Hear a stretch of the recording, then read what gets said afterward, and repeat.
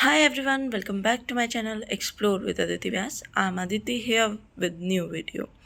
So we are going to discuss meaning and uses of non-parametric test in research. In the previous video, we had discussed about parametric test and their types.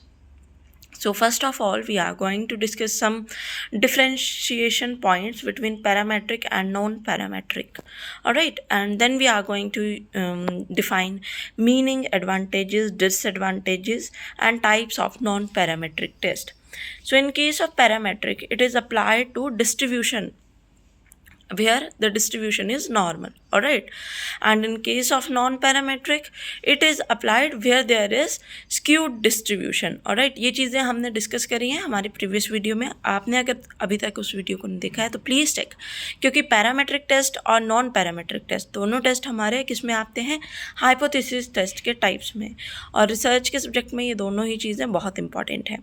अब जो parametric test हैं वो large scale के लिए use करते हैं हम, ठीक है, तो ये कैसा डाटा हमारे पास देते हैं, क्वांटिटेटिव।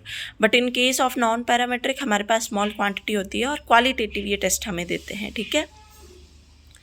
पैरामेट्रिक के केस में हम मैट्रिक स्केल यूज़ करते हैं और नॉन पैरामेट्रिक के केस में ऑर्डिनल स्केल। अब जो पैरामेट्रिक है वो बहुत ज़्यादा पावरफुल है टेक्निक हमारे पास, ये टेस्ट बोल लो रिसर्च में, as compare to non parametric, ठीक है। और क्वेश्चन के यहाँ पे मीन्स होते हैं, हम मीन्स निकालते हैं फिर उसके थ्रू पूरा सोल्यूशन निकालते हैं, ठीक है। और जब हम नॉन पैरामेट्रिक में क्वेश्चंस को सॉल्व करेंगे तो परसेंटेज बेस पे करेंगे, ठीक है। हमें पॉपुलेशंस के बारे में कम्प्लीटली नॉलेज हो जाता है, but in case of non parametric हमें उतनी जो इन्फॉर्मेशन है हम बोल सकते हैं नहीं मिलती। स्पेसिफिक अजम्पशंस आर मेड, ठीक है, और यहाँ पर अजम्पशन हम बोल सकते हैं कि या तो होती ही नहीं है या बहुत नॉर्मल सी केस में होती हैं, ठीक है। Then come to the meaning of non parametric and advantages. So ये कैसा है, एक स्टैटिकल टेस्ट है, ठीक है, और नॉर्मल पॉपुलेशन अजम्पशन इसमें होंगी। डिस्ट्रीब्यूशन फ्री टेस्ट हम इसको बोलते हैं, और राइट, और क्वालिटेटिव डाटा ये हमें देता है। मतलब हमने जो नॉन पैरामेट्रिक के बारे में पढ़ा वही इसके मीनिंग में आ जाएगा।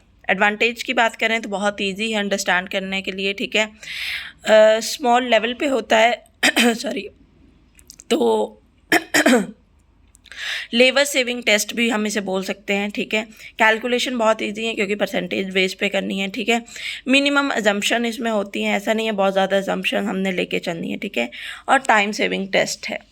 देन डिसएडवांटेजेस भी हैं कि लार्ज स्केल पे हम इसे यूज़ नहीं कर सकते। हालांकि इसकी इतनी सारी एडवांटेज है कि अंडरस्टैंड इजीली हो जाएगा, कैलकुलेशन इजी हो जाएगी, फिर भी हम लार्ज स्केल पे यूज़ नहीं कर सकते और लेस एफिशिएंट है। टाइप की बात करें तो काई स्क्वायर टेस्ट, ये भी हमने प्रीवियस वीडियो में डिस्कस किया था। Then sign test. Sign test जो है बहुत इजी मेथड है, पॉजिटिव और नेगेटिव डायरेक्शन बताएगा किसी भी स्मॉल सैंपल की, और 1 सैंपल 2 सैंपल हमारे पास फर्दर हो सकता है। Then U test, H test and run test, ये तीनों के तीनों टेस्ट हमारे नॉन पैरामेट्रिक में आ जाएंगे। पैरामेट्रिक टेस्ट में जेड टेस्ट, एफ टेस्ट वगैरह आते हैं, वो हम ऑलरेडी डिस्कस कर चुके हैं। So this is all about non parametric test and parametric. I hope you all understand it. Thank you for watching, stay connected.